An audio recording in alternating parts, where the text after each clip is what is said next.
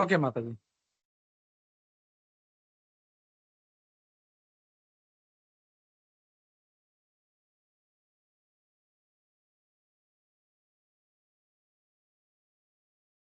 माताजी म्यूट वर आहे. सॉरी. हरे कृष्ण. सगळ्यांच्या चरणाशी सादर प्रणाम. आजचं हे जे भगवद्गीताचं सत्र आहे ते आपण बघणार आहोत. 6वा अध्याय आपला चालू आहे. त्यातले आज आपण 11 आणि 12 नंबरचे श्लोक बघणार आहोत. तर आपण प्रार्थनेने सुरुवात करूया. ओम अज्ञानतिमिरान्धस्य ज्ञानाञ्जनशलाकया चक्षुरुन्मिलितं येन तस्मै श्रीगुरवे नमः. श्रीचैतन्यमनोभीष्टं स्थापितं येन भूतले स्वयं रूपः कदा मह्यं ददाति स्वपदान्तिकम्. वन्देऽहं श्रीगुरो श्रीयुतापदकमलं श्रीगुरून् वैष्णवांश्च. श्रीरूपं साग्रजातं सहगणरघुनाथान्वितं तं सजीवं साद्वैतं सावधूतं परिजनसहितं कृष्णचैतन्यदेवं श्रीराधा कृष्णपादान् सहगणललिता श्रीविशाखान्वितांश्च. हे कृष्ण करुणा सिंधु दीनबंधो जगत्पते गोपेश गोपिका कांत राधाकांत नमोस्तुते. तप्त कांचन गौरांगी राधे वृंदावनेश्वरी वृषभानुसुते देवी प्रणमामि हरिप्रिये. वाञ्छाकल्पतरुभ्यश्च कृपा सिन्धुभ्य एव च पतितानां पावनेभ्यो वैष्णवेभ्यो नमो नमः. जय श्री कृष्ण चैतन्य प्रभो नित्यानंद श्री अद्वैत गदाधर श्रीवासादि गौरभक्त वृंद. हरे कृष्णा कृष्ण कृष्णा हरे हरे हरे राम राम राम हरे हरे.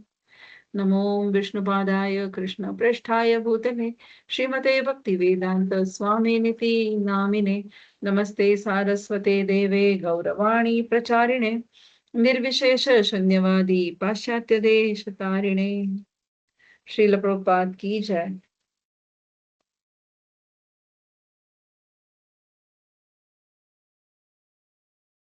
तर आजचा श्लोक आधी वाचते मी. कोणाला जर मागे रिपीट करायचं तर करू शकता. 6वा अध्याय श्लोक नंबर 11 आणि 12.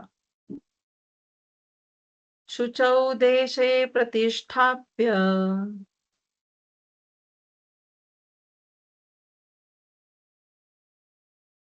शुचौ देशे प्रतिष्ठाप्य स्थिरम् आसनम् आत्मनः स्थिरम् आसनम् आत्मनः न अति उच्छ्रितं न अति नीचम् न अति उच्छ्रितं न अति नीचम् चैल अजिन कुश उत्तरम् चैलाञ्जनकुशोत्तरम् तत्र एकाग्रं मनः कृत्वा तत एकाग्रः करं कृत्वा यत चित्त इन्द्रियक्रियः यत चित्तेन्द्रियक्रियः उपविश्य आसने युञ्जात् उपविश्यासने युञ्जात् योगम् आत्मविशुद्धये. योगम आत्मविशुद्धये. थँक्यू प्रभूजी. हरे कृष्ण. तर हे होते 2 श्लोक आपण म्हटले आताचे 11 आणि 12. पुन्हा एकदा म्हणते मी. शुचौ देशे प्रतिष्ठाप्य स्थिरम आसन आत्मनः न अति उच्छ्रितं न अति नीचम चैल अजिन कुश उत्तरम्. तत्रैकाग्रं मनः कृत्वा यच्चित्त इन्द्रियक्रियः उपविश्य आसने युञ्जात् योगम आत्मविशुद्धये. त्याचा ट्रान्सलेशन श्रील प्रभुपाद आपल्याला असे देत आहेत की योगाभ्यासासाठी मनुष्याने एकांत स्थळी जाऊन भूमीवर कुशासन अंथरावे आणि ते मृगचर्म व मृदू वस्त्राने आच्छादित करावे. आसन उंचावर किंवा अत्यंत खालीही असू नये. तसेच ते पवित्र स्थळी असावे. त्यानंतर योगी पुरुषाने आसनावर दृढतापूर्वक बसावे आणि मन, इंद्रिये, क्रिया यांचे संयमन करून आणि मनाला एकाग्र करून हृदय शुद्ध करण्यासाठी योगाभ्यास करावा. आता आपण हा ध्यान योग बघत आहोत. 6व्या अध्यायाचं शीर्षक आहे ध्यान योग. तर आता भगवंत याच्यामध्ये काय सांगत आहेत ते आपण तात्पर्यही वाचून एकदा घेऊया. छोटं आहे तात्पर्य. तात्पर्य श्रील प्रभुपाद द्वारा. श्रील प्रभुपाद की जय. पवित्र स्थान म्हणजेच तीर्थस्थळ होय. भारतामध्ये योगीजन किंवा भगवत भक्त हे स्वगृहांचा त्याग करतात आणि प्रयाग, मथुरा, वृंदावन, ऋषिकेश आणि हरिद्वार यांसारख्या पवित्र स्थळी वास करतात. अशा स्थळी यमुना आणि गंगा आदी पवित्र नद्या वाहत असल्याने तेथे योगी साधक एकांतवासात योगाभ्यास करतात. परंतु पाश्चात्य लोकांना हे विशेष करून शक्य होत नाही. मोठमोठ्या नगरातील तथाकथित योग संस्था भौतिक लाभ प्राप्ती करण्यामध्ये यशस्वी होत असतील, पण वास्तविक योगाभ्यासासाठी त्या मुळीच योग्य नाहीत. जो आत्मसंयमी नाही आणि ज्याचे मन निश्चल नाही तो ध्यान करू शकत नाही. म्हणून बृहन्नारदीय पुराणात सांगण्यात आले आहे की कलियुगामध्ये म्हणजे वर्तमान युगामध्ये लोक अल्पायुषी, आध्यात्मिक साक्षात्कारामध्ये मंद आणि विविध चिंतांनी विचलित असल्यामुळे आध्यात्मिक साक्षात्काराचे उत्तम साधन म्हणजे हरिनामाचे कीर्तन होय. हरेर नाम हरेर नाम एव केवलम कलौ नास्त्यैव गतिर अन्यथा. याचा अर्थ असा की कलह आणि दंभयुक्त या युगामध्ये मुक्तीचे एकमात्र साधन म्हणजे हरिनामाचे कीर्तन होय. अन्य कोणतीही गती नाही, अन्य कोणतीही गती नाही, अन्य कोणतीही गती नाही. सुंदर तात्पर्य प्रभुपादांनी दिलं होतं. एकच परिच्छेद होता म्हणून ते आपण वाचलं आता. पण आता या श्लोकामध्ये आपण बघितलं तरी ते भगवंत काय सांगत आहेत की ध्यान योगामध्ये ध्यान लावणं ही योग पद्धती इथे सांगण्यात येते आहे. पण ही ध्यान लावण्याची योग पद्धती करण्याची योग्य पद्धत काय हे इथे सांगतात. जसं आपल्याला कुठे पिकनिकसाठी किंवा आपण कुठे बाहेर गावी जात असू तर आपण काय करतो, तर आपण सगळ्या गोष्टीची पूर्वतयारी करतो है ना. पूर्वतयारी करतो म्हणजे आपल्याला कुठे जायचं आहे सगळी व्यवस्था आपण ठरवतो. आपल्याला आधी पहिली गोष्ट आपण ठिकाण ठरवतो, मग आपण त्या ठिकाणापर्यंत कसे पोहोचणार हे ठरवतो, मग तिथे जाऊन आपण काय काय करणार हेही ठरवतो है ना. आपण काय करतो त्यालाच पूर्वतयारी असं म्हटलं जातं. तीच पूर्वतयारी इथे योगाभ्यास करण्यासाठी काय करावी हे इथे भगवंत सांगत आहेत. म्हणजे योगाभ्यास करण्यापूर्वी भगवंत काय सांगत आहेत, शुचौ देश आहे म्हणजे पवित्र भूमीवरती, प्रतिष्ठाप्य म्हणजे स्थापित करा, नंतर काय वा स्थिरम म्हणजे दृढ होऊन, आसनम म्हणजे आसनावर बसा, आत्मन म्हणजे स्वतःचे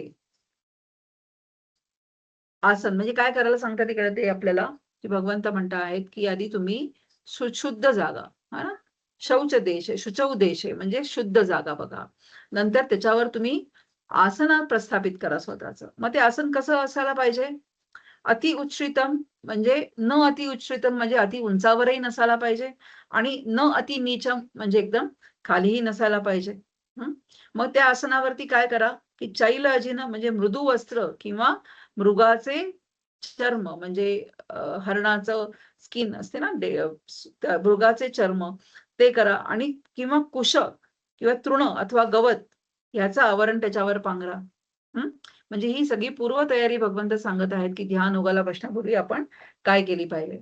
तर आपण बघितलं जर आपण खूप वर उंचावर बसलो ध्यान लावायला तर आपल्याला झोप लागण्याची शक्यता असते आणि खाली एकदम बसलो तर खाली जमिनीवर चालणारे कीटक, किड्या मुंग्या कदाचित त्रास देण्याची शक्यता असते. म्हणून काहीतरी खाली अंतरायला पाहिजे आणि खाली जर काहीच न अंतर तर डायरेक्ट जमिनीवर बसलो तर योगा केल्यानंतर आपल्यामध्ये शरीरामध्ये जी काही ऊर्जा उत्पन्न होते ती सगळी भूमीमध्ये अब्झॉर्ब होऊन जाते. म्हणून काहीतरी भूमी आणि आपलं बसण्याचं स्थान याच्यामध्ये काहीतरी आपण अंतरायला पाहिजे. मग ते काय अंतरलं पाहिजे, तो कुशाग्रास, त्याच्यावरती मृदू वस्त्र किंवा मृगचर्म हे इथे सांगितलं जातं. आता ह्याच्यामध्ये मृगचर्म तर मिळणं कठीण आहे, पण पूर्वीच्या काळी जेव्हा सतयुगातली गोष्ट आपण बघितली तर राजे महाराजे काय करायचे, शिकारीला जायचे है ना, आणि शिकार करून आल्यावरती हरणाची शिकार किंवा वाघाची शिकार असं केल्यानंतर त्यांची जी कातडी असायची ते भेट म्हणून ऋषी मुनींना द्यायचे है ना, पूर्ण प्रोसेस झाल्याच्या नंतर.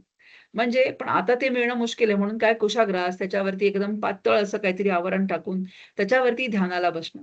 ही सगळी पूर्वतयारी करायची कशासाठी? की जेणेकरून का करायची? कारण आपलं मन एकाग्र करण्यासाठी या सगळ्या गोष्टींना मदत होते. हे योग साधना, हा ध्यान योग करायला सांगितलं जातो आहे. तो योग जो आहे तो ध्यान लावणं, म्हणजे आपल्या मनाची, चित्ताची एक चित्त एकाग्र करण्यासाठी आणि सगळ्या इंद्रियांवर त्याद्वारे कंट्रोल यावा, समतोल साधता यावा आपल्याला, म्हणून हा ध्यान योग इथे सांगितला जातो आहे. तर आणि ते कसं केलं पाहिजे? तैकाग्र मनः कृत्वा, असं केल्याच्या नंतर मन तुमचं एकाग्र करा, मन संयमित करा आणि यच्चित्त इंद्रिय क्रिया उपविश्य आसने युंजात, असा तुमचा काय युंजात म्हणजे अभ्यास केला पाहिजे. असा योगाभ्यास केला पाहिजे, असं इथे भगवंत सांगत आहे. पण आता आपण जर बघितलं तर इथे भगवंतांनी आपल्याला एकदम डिटेलमध्ये आसनाबद्दलही माहिती दिली आहे, स्थान कसं निवडावं याचीही माहिती दिली आहे. की कसं स्थान असलं पाहिजे. शौच देश आहे, शुचौ देश आहे, म्हणजे स्वच्छ जागा असली पाहिजे आपल्या आजूबाजूला जिथे आपण ध्यानधारणा करायला बसणार आहोत. का? कारण चित्त विचलित होऊ नये म्हणून. आणि तो एकांतवासात असला पाहिजे. का एकांतवास असला पाहिजे? कारण जेणेकरून तेच पुन्हा की चित्त विचलित होऊ नये. इथे काय चाललंय, तिथे काय चाललंय, आजूबाजूला कोणीतरी बोलतंय का आपल्या, म्हणून त्या शब्दांवर आपलं ध्यान जाऊन आपली एकाग्र ध्यान लावण्यासाठी जो आपण बसतो आहोत त्याच्यामध्ये अडथळा येऊ नये, म्हणून एकाग्र चित्त करण्यासाठी सांगितलं गेलं आहे की तुम्ही एकांतवासात करा जाऊन. पण आता आपण बघितलं तर असं असं जागा मिळणं की जिथे जी जागा साफ-सुथरी आहे. आता हे झालं आपल्याला फिजिकल दृष्टीने. पण आता आपण बघायला गेलो की लेस पोल्युशन, जसं आता आपण पर्पटमध्ये पण तात्पर्यामध्ये पण प्रभुपाद सांगतात आपल्याला, काय की गंगा, यमुना अशा शुद्ध नद्यांच्या काठी किंवा जगन्नाथपुरी किंवा हरिद्वार, द्वारका, रामेश्वरम अशी अगदी दक्षिणेपासून ते उत्तरेपर्यंत अशी कैक अशी ठिकाणं आहेत भारतामध्ये, की जिला आपण तीर्थस्थान असं म्हणतो. आणि तीर्थस्थानी जाऊन आपण काय करतो, की जिथे जाऊन आपण ध्यान, धारणा, साधना करण्यासाठी ही तीर्थस्थानं पूर्वीच्या काळी वापरली जायची. पण आता Instagramमुळे म्हणा किंवा YouTube शॉर्ट्समुळे म्हणा, ही जी तीर्थस्थानं आहेत ती एवढी प्रसिद्ध होत चालली आहेत, की प्रत्येक स्थानामध्ये प्रचंड गर्दी आहे. म्हणजे तुम्ही पूर्वी असायचं, की फक्त मे महिन्याच्या सुट्टीमध्ये गर्दी होते. तीर्थस्थानांना किंवा ख्रिसमस हॉलिडेजमध्ये सुट्टी होते किंवा वीकेंड्सला गर्दी होते फार तर. आता तसं काही झालं नाही. आता आठवड्याचे 7ही दिवस, वर्षाचे 365 दिवस वृंदावन सारख्या धामामध्ये प्रचंड गर्दी आहे. खूप अतिशय गर्दी आहे. मग अशा ठिकाणी जाऊन आपल्याला एकाग्रचित्त करणं शक्य आहे का? इथे काय सांगितलेलं त्याला एकांतवासात जाऊन ध्यानधारणा करा. पण ते शक्य नाही आपल्याला. तिथे जाऊन आणि नॉट ओन्ली बिकॉज तिथे गर्दी आहे. पण काही जणांना आर्थिकरित्या पण शक्य नसतं, की अशा ठिकाणी जाऊन राहणं. अशा काही पाश्चात्य देशातले असे काही कुटुंब आहेत, की जे अख्खीच्या अख्खी कुटुंब इथे शिफ्ट झाली आहेत मायापूरमध्ये किंवा जगन्नाथपुरीमध्ये, वृंदावनमध्ये येऊन ते राहत आहेत. इथे सेटल झालेत. पण ते सगळ्यांना शक्य नाहीये तसं करणं. या कलियुगात तर ते खरोखरच शक्य नाही, की आपण फार तर धाम यात्रा आपण केली, 3-4 दिवस आपण त्या धामामध्ये राहिलो, तिथे बसून आपली साधना केली, की पुन्हा आपण परत आपल्या घरी येतो आणि ते ॲडवायझेबल आहे पण आहे. जोपर्यंत तुमचं चित्त पूर्णपणे शुद्ध नाहीये, जोपर्यंत तुम्ही त्या धामामध्ये होणाऱ्या त्रुटी काढतो आहोत आपण, त्यामुळे आपल्याकडून धाम अपराध घडू शकतात. म्हणून 2 ते 3 आचार्यही आपल्याला ते सांगतात, की फार तर 3 किंवा 4 दिवस, त्याच्यापेक्षा धामवास अधिक करू नये. तर इथे आपल्याला काय सांगितलेलं, की अशी खूप सारी तीर्थस्थळे आहेत, की जिथे जाऊन तुम्ही काय करा, ध्यानधारणा करा. पण ते सगळ्यांनाच शक्य नसतं. जसं प्रभुपादांनी आपण बघितलं, की कृष्ण भावनामृत जे आहे, हा संघ त्यांनी फक्त भारतापुरतं मर्यादित न ठेवता हे पूर्ण भारताच्या बाहेर देशांपर्यंत, कारण कृष्ण हे भगवंत फक्त भारतवासियांसाठी नाहीयेत. हे सुप्रीम पर्सनॅलिटी ऑफ गॉडहेड हे जे भगवंत आहेत, हे कशासाठी आहेत? सगळ्या बद्ध जीवांसाठी आहेत. मग तो जीव अमेरिकेतही राहत असेल किंवा आपल्या वेगवेगळ्या खंडांमध्ये राहत असतील ते जीव, पण त्यांच्यासाठी भगवंत हे एकसारखेच आहेत.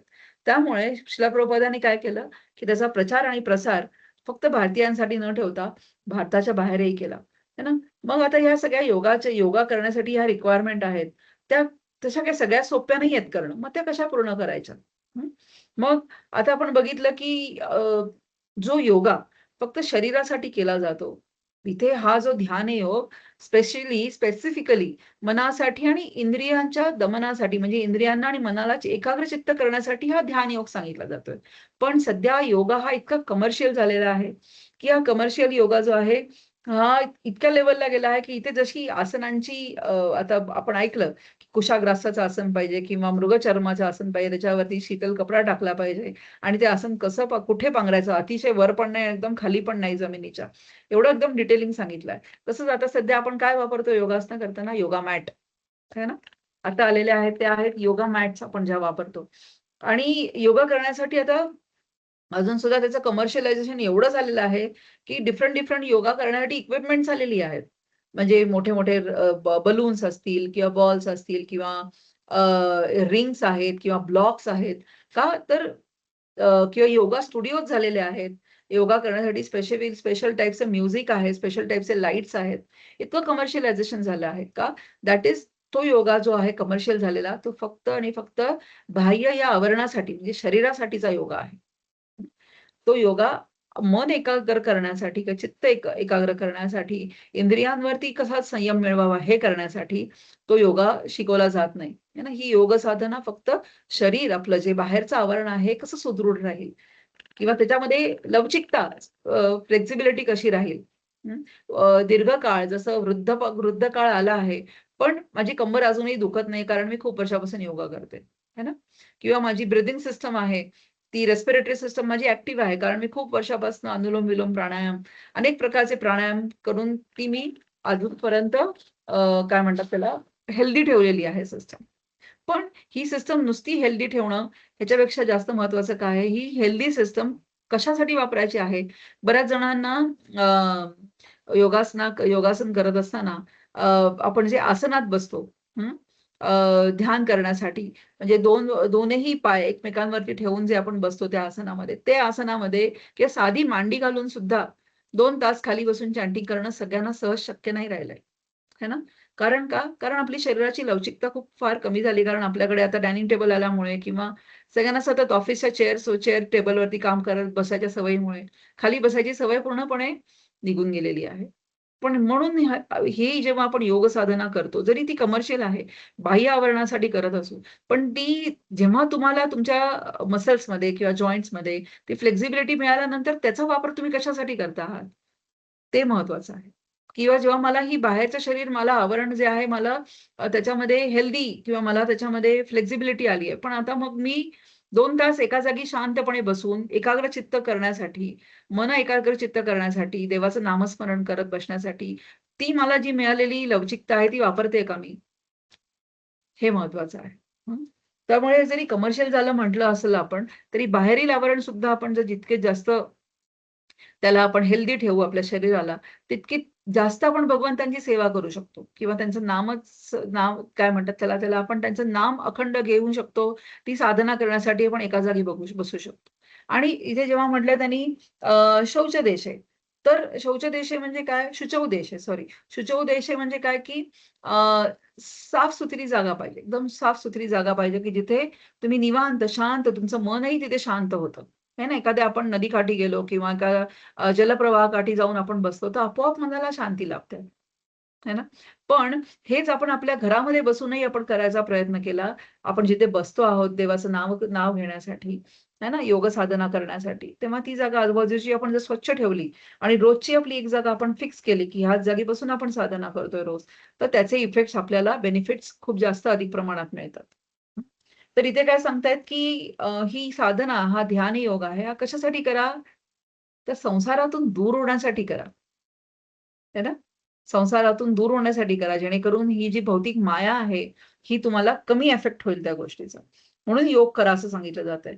पण आपण जर बघितलं तर एक्झॅक्टली विरुद्धच केलं जातंय सध्या तरी. कारण योगाचं एवढं कमर्शियलायझेशन झाल्यानंतर त्राटक आहेत किंवा अनेक काही अशा साधना आहेत, त्या मन एकाग्रचित्त करण्यासाठी वापरता येतात आणि वापरल्याही जाऊ शकतात. पण मन एकाग्र झाल्यानंतर करायचंय काय? मन एकाग्र करून त्याचं करायचंय काय हे पण तर माहीत असलं पाहिजे. तर मन जेव्हा एकाग्र होतं, त्यावेळेला ते भगवंतांच्या चरणाशी आपल्याला लीन करायचंय. एकाग्रचित्त झालेलं मन, है ना? तर किंवा देवाचं जे आपण नामस्मरण करतो आहोत, एकाग्रचित्त मन केल्याच्या नंतर ते जे शब्द उच्चार आपल्या तोंडातून बाहेर पडतायत त्या महामंत्राचे, ते आपल्या कानाने आपल्याला ऐकायचे आहेत मन एकाग्र झाल्याच्या नंतर. त्यामुळे आपल्याला करायचंय काय एकाग्रचित्ताचं हेही माहीत असणं खूप गरजेचं आहे. पुढे अर्जुन सुद्धा पुढे जाऊन भगवद्गीतेमध्ये असं सांगतात, की अर्जुनाने खूप सारे प्रश्न विचारलेत, की काय? तर पण ते म्हणतात, की ह्या सगळ्या गोष्टी भगवंतांनी सांगितल्यात, पण सगळ्या काही शक्य नाहीयेत करणं. है ना? तशा करणं. पण भगवंतांची एवढी कृपा आहे, की त्यांनी आपल्याला या सगळ्याचे मार्ग त्यांनी ऑलरेडी सांगून ठेवलेले आहेत आपल्याला. की काय करणं अपेक्षित आहे त्यांनी सांगितलेलं आहे. तर आता आपण बघितलं, की कलियुगामध्ये हे सतयुगामध्ये एक सतयुगाचा युगधर्मच होता, की तपस्या करणं. तेव्हा 1-1 लाख वर्षाचं आयुष्य असल्याच्या नंतर कित्येक वर्षानुवर्ष, हजारो वर्ष तपस्या केली जायची. पण कलियुगाचा धर्म काय आहे? आपण कलियुगात आहोत. तर कलियुगाचा धर्म आहे काय? नामसंकीर्तन. ध्यान, धारणा, तप हा कलियुगाचा धर्म नाहीये. कलियुगाचा धर्म आहे नामसंकीर्तन. तर बृहत नारदीय पुराणातही आपल्याला सांगितलं आहे. आपण जो आता श्लोक वाचला तात्पर्यामध्ये दिलेला, की हरेर नाम हरेर नाम एव कैवलम कलौ नास्त्येव नास्त्येव नास्त्येव गतिरन्यथा. म्हणजे कलियुगात फक्त हरिनाम आहे. त्या कलियुगात त्याच्याशिवाय दुसरा कुठलाच पर्याय नाही. गतिरन्यथा दुसरी कुठलीच गती नाही. तीनदा सांगितलंय त्यांनी. नास्त्येव नास्त्येव नास्त्येव म्हणजे नाही, नाही, नाही. तीनदा त्यांनी सांगितलं आहे, की दुसऱ्या कुठल्याच हरिनामाशिवाय हरे नाम याच्याशिवाय दुसऱ्या कुठल्याच पर्यायाला गती नाही कलियुगामध्ये. तर इव्हन कलिसंतरण उपनिषदामध्ये सुद्धा नारद मुनी जेव्हा ब्रह्माजींना सांगतात, तेव्हा काय म्हणतात? कली कल्मष नाशनम. कली कल्मष नाशनम काय आहे? कुठला कलीचा कल्मष नाश कशाने होतो? तर कलियुगामध्ये सगळ्या कल्मशांचा नाश करणारा आहे हे एकच मंत्र हरे कृष्ण कृष्ण कृष्ण हरे हरे हरे राम राम राम हरे हरे. हे षोडशाक्षरी जे मंत्र आहे, हे महामंत्र जे आहे, हेच एक कलियुगामध्ये कली कल्मष नाशनम आहे हे महामंत्र. तर त्या मंत्राचे आपल्याला साधना करायची आहे या कलियुगामध्ये आल्याच्या नंतर. त्यामुळे जेव्हा म्हणजे जेव्हा व्यक्ती ह्या बद्ध जीव जे आपण सगळे आहोत, ते जेव्हा या मंत्राचा जाप करायला ध्यानपूर्वक एका स्थळी बसणार आणि त्याचे श्रवण पण करणार, त्यावेळेला तो आपोआपच तो परिसर काय बनून जातो? स्वच्छ आणि सुंदर बनून जातो. है ना? म्हणजेच ते स्थान जे आहे, ज्या ठिकाणी एक शुद्ध वैष्णव बसून जप करतात किंवा जप करण्याचा आपल्यासारखे जे निओफाइट्स आहेत, नवीन प्रयत्नही करतात. ते काय करत असतं? ते आपोआपच ते शुद्ध होत जातं ते स्थान आणि हळू ते तीर्थस्थान बनायला लागतं. त्यामुळे आपल्याला जी आसन आपल्याला सांगितलं आहे, की उंच आसन करून किंवा खाली करून हे भगवंत सांगत आहेत. हे आपल्याला कशासाठी वापरायचं आहे? तर भगवंतांचं अखंड नामस्मरण करण्यासाठी हे जे आसन आपण धारण करणार आहोत, बसणार आहोत एका जागी, त्याच्याने आपल्याला काय करायचं आहे? भगवंतांचं अखंड नामचिंतन करायचं आहे. त्यामुळे या कलियुगात आल्यानंतर जो कोणी व्यक्ती योग करू इच्छितो, जो शरीराच्या लवचिकतेसाठी योग करू इच्छितो, त्याने डेफिनेटली सगळी आसनं करावीत, सगळे प्राणायामाच्या सगळ्या मुद्रा ज्या आहेत त्या सगळ्या कराव्यात. पण जो व्यक्ती आत्मसाक्षात्कारासाठी योग करू इच्छितो, ध्यान करू इच्छितो, त्याने काय करायला पाहिजे? या महामंत्राचा जाप केला पाहिजे आणि तोच काय आहे, की सगळ्यात खरा योग ह्या कलियुगाचा धर्म असल्यामुळे नामसंकीर्तन हा मानला जातो. कारण जेव्हा चैतन्य महाप्रभू आले, त्यांनी आपल्याला कुठल्याच एका जागी बसून ध्यान धारणा करा असं नाही सांगितलं. तो भगवंतांचा छिन्न अवतार आहे. पण त्यांनी आपल्याला काय सांगितलं? अखंड नामाचं स्मरण करा. भगवानचं नाव जे आहे ते अखंड घ्या, कारण तो कलियुगाचा धर्म आहे. आणि हेच आपण कलियुगामध्ये राहत आहोत म्हणून आपल्याला तो युगधर्म पाळणं खूप गरजेचं आहे. का? जर आपल्याला या आध्यात्मिक मार्गामध्ये पुढे जायचं असेल, तर त्या गोष्टीला त्या वेळेला तेच करणं योग्य असतं. है ना? त्यामुळे कलियुगाचा धर्म जो नामसंकीर्तन आहे, तो आपण या ध्यान योगामध्ये आपण काय म्हणतो त्याला आणून आपण त्याचा जास्तीत जास्त आपण त्याचा उपयोग आध्यात्मिक प्रगतीसाठी करू शकतो.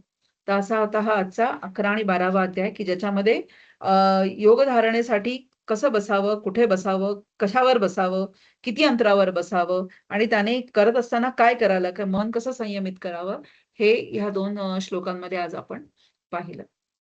तर अशा प्रकारे मी माझ्या वाणीला इथे विराम देते. श्रीमद भगवद्गीता की जय. श्रील प्रभुपाद की जय. समवेत भक्तवृंद की जय. हरे कृष्ण.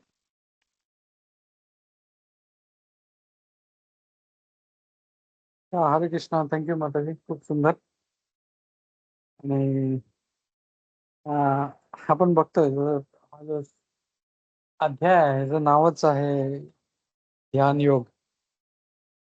तर योग जे आहे ते किती आजच्या स्वरूप म्हणजे जे स्वरूप आहे योगचं ते किती एकदम चेंज झालेलं आहे आता. ऍक्च्युअल योग आहे कशासाठी, आणि लोक त्याला फक्त आपलं हेल्थ, आपलं तब्येत सुधारण्यासाठी करतात. So they can enjoy more, which is wrong. हरे कृष्णा.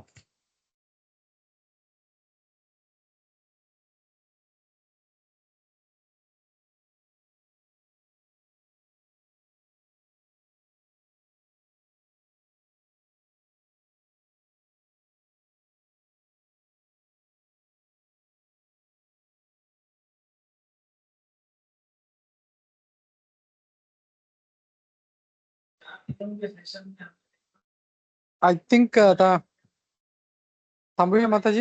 आय थिंक कोणाचं येस प्रभूजी, नक्कीच थांबूया स्टॉप आपण हिअर. त्याचा. चालेल. खूप खूप हरे धन्यवाद माताजी. धन्यवाद हरे प्रभूजी. कृष्णा. हरे कृष्ण. सगळ्यांचा धन्यवाद. दीप्ती माताजी, नयना माताजी, स्पेशल थँक्स टू हेमांगिनी माताजी आजचा क्लास घेण्यासाठी. खूप खूप धन्यवाद माता. चला मी क्लोज करतो. धन्यवाद हरे प्रभुजी कृष्णा. माताजी. खूप खूप धन्यवाद नयना माताजी. थँक्यू.